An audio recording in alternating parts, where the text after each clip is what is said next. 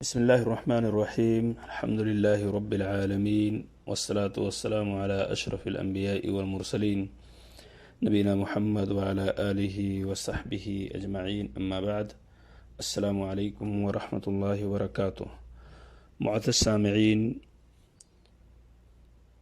مساجد اور نماز پڑھنے کی جگہوں سے متعلق مسائل کا تذکرہ چل رہا ہے۔ کچھ مسائل آپ تک پہنچائے جا چکے ہیں۔ آج مسئلہ نمبر 74 اور 75 آپ تک پہنچایا جا رہا ہے۔ مسئلہ یہ ہے کہ مسجد میں آنے سے قبل کچا لہسن اور پیاز نہیں کھانا چاہیے۔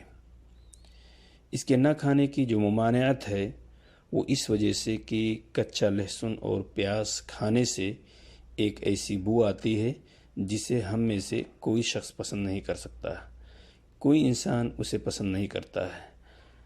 اور اللہ کے رسول صلی اللہ علیہ وسلم کا فرمان ہے کہ جس چیز سے انسانوں کو تکلیف ہوتی ہے اس سے ملائکہ اور فرشتوں کو بھی تکلیف پہنچتی ہے۔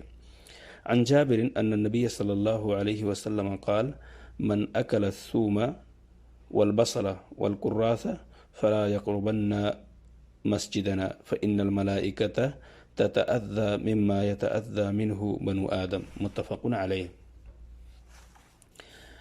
یہ متفق علیہ روایت ہے، بخاری اور مسلم کے اندر موجود ہے۔ حضرت جابر رضی اللہ تعالیٰ عنہ سے روایت ہے کہ نبی اکرم صلی اللہ علیہ وسلم نے فرمایا، جو شخص لہسن، پیاز اور گندنا کھائے وہ مسجد میں نہ آئے، کیونکہ فرشتوں کو بھی انسانوں کی طرح ان چیزوں کی بدبو سے تکلیف پہنچتی ہے۔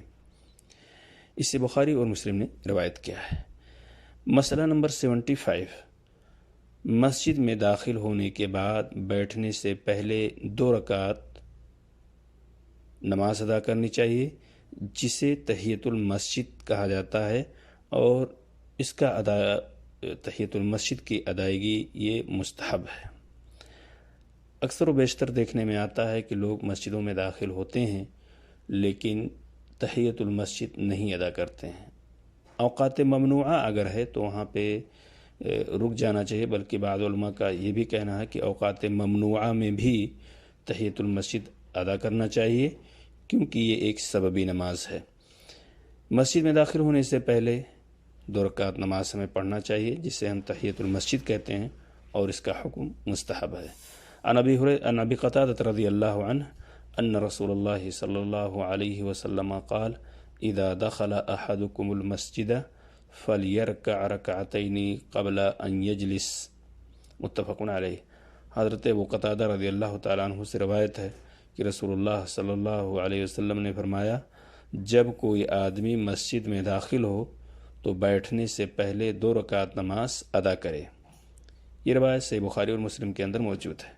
اب یہاں ایک چیز کو مد نظر رکھنا ضروری ہے، ملحوظے کے طور پہ یہ چیز ذہن نشین کر لینا چاہیے کہ اب اگر آدمی ایسے وقت میں داخل ہوتا ہے کہ جماعت ہو رہی ہے، اقامت ہو چکی ہے، فرض نماز ادا کی جا رہی ہے، ایسے وقت میں اگر کوئی شخص مسجد میں داخل ہوگا تو ڈائریکٹ جماعت میں شامل ہوگا، نہ کہ تحیۃ المسجد ادا کرے گا کسی بھی صورت میں، بلکہ اگر کوئی شخص پہلے سے نماز پڑھ رہا ہے، تحیۃ المسجد کی ادائیگی کر رہا ہے، اقامت ہو چکی ہے، اسے خطرہ محسوس ہو رہا ہے کہ ہماری